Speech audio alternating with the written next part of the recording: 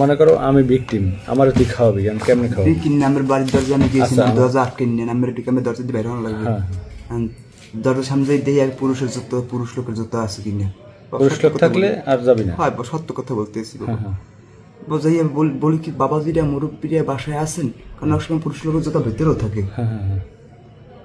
বাবা শুনেন কথা, বাবাজিরা মুরব্বীরা বাসায় আছেন, আমি মির্জাগঞ্জ থেকে আসছি, এরদিন খলিপিয়া, অনেকের হাত নাই পাও নাই, প্রতিবন্ধী, বাবা কথা বলতে পারে না, সেই এতিম খেলা দিয়েছি।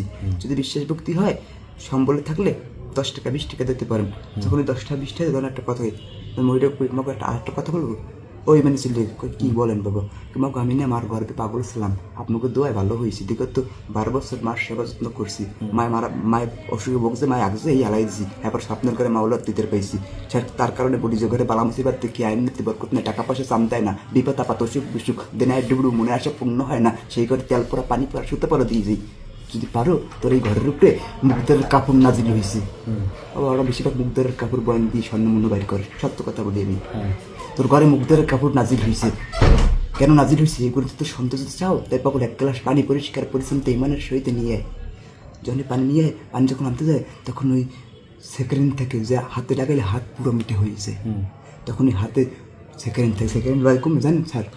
আচ্ছা হ্যাঁ ঠিক আছে, বুঝলাম। কোন বের করো, জামার পকেটে থাকে বা যেখানে জায়গা। আচ্ছা ঠিক আছে, বলো তুমি বলো। আচ্ছা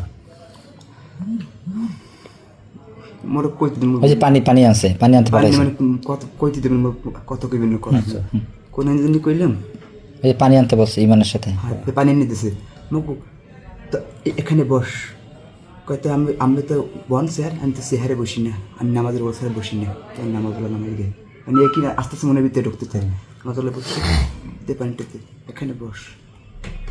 একটা কথা বলি, অনেক ঘরে অনেক অনেক ঘরের পাশে অনেক ঘর থাকে, তারপর 1 কানে 10 কান 10 কানে 5 কান, আমি আইছি গোপনভাবে, তোরা দাওয়াত করে তোকে দুয়ারে আনা নাই, এটা অলি আল্লাহর দাওয়াতে, রোজা মুখ খেনিস গুনে তোকে দুয়ারে আসা হয়, তাই পাগল আমি কিছু কথা বলতে মন দিয়ে শুনিস, তাহলে কিছুটা করে জানেন, আল্লাহ অলি, পাগল অলি, সেরা অলি, শাহেজি শাহি, আলিফ লাম মিম জিন, তুই আমার কাছে ঋণ, বরফির আব্দুল কাদের জন্য মির্জাকুল মক্কা শিব শোনাবেন তবা তবা তবা, এই কইয়া হেবার ফু দেয়, হেবার কয় কি জানেন, তোর এই ঘরের উপর থেকে রাত্রেবেলায় দেয় চলে, যে সংসারে ঘরের উপর থেকে রাত্রেবেলায় দেয় ছিল, সে সংসারে 1000 টাকা রোজগার করলে সে টাকায় সাম যায় না, পিছের সংসার পিছে থাকে, সামনের দিক জাগে না, অনেকে ভালো চোখে দেখে, অনেকে খারাপ চোখে দেখে, জমি নিয়ে মামলা মোকদ্দমা চলে, এটাও জমি দিয়ে মামলা মোকদ্দমা চলে, এটা জানছি কেমন হ্যাঁ না, ওই যে বাড়ির পাশে পোলামাই ইয়ারে অগতি ডাটা লওয়া হয়, ডাটা লই এই ডাটা যাই ওই নিজে প্রকাশ করা হয়, ওরা বিশেষ করে।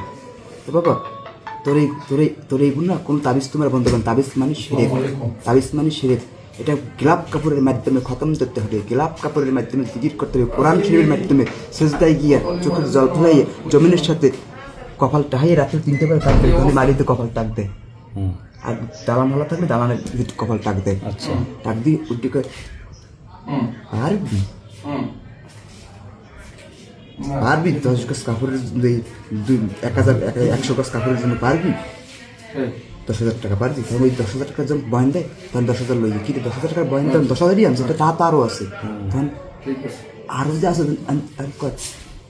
10,000 নিয়েছে নিয়ে কয় এই যে টাকা 10,000 আমাকে দিয়েছে, মুক্তির কাপড়ের জন্য তো দাবি আছে, কোনো প্রায় না দাবি নেই, একটা কথা বলি মাগো, তুই 10,000 টাকা যে আনছো, বা ওই টাকার লোক তো টাকা আরও আছে, তোর কাছে 10,000 টাকা তুই লই গিয়েছো, বাবা টাকার লোকে টাকা আরও আছে, আমি আরও সম্বলে পানি ভিতরে দেখতে টাকা আরও আছে, বাবা তোর কপাল তো ছুটির দিন আসছে, পারবি তোর হইনে যে টাকা আছে টাকা নিয়ে আসবি, আমি ওই টাকায় একটু সুমা দেবো, আর ওই টাকায় যদি 50 কোটি 1 কোটি টাকা হয়, তা বাড়ির দরজায় একটা মসজিদ করবি, আর মসজিদের পাশে একটা ইতিমখানা করবি, আর 200 ইতিম খাওয়াবি, গরিব দুঃখীকে সাহায্য করবি, পারবি?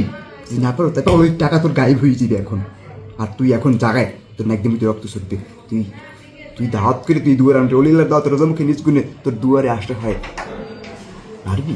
হায় বাবা লইয়ে এই লইয়েছে হাই না আমি টাহাটা কেমন। আচ্ছা যাই হোক, এটা কাহিনী শুনলাম, আজকের কি ঘটনা, কেমন ঢুকছিলি? হ্যাঁ আজকে এই যে বাসায়, এই যে বাসার থেকে তোমার ধরে নিয়ে আসলো, এখানে কেমনে ঢুকছো?